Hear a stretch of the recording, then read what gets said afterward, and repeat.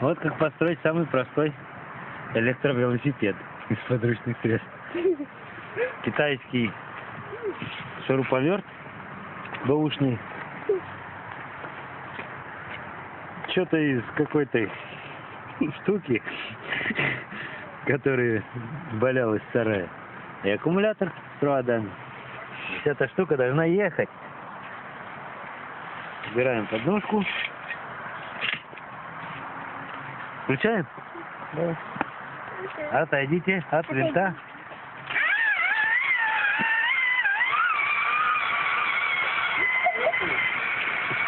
Ha ha ha ha!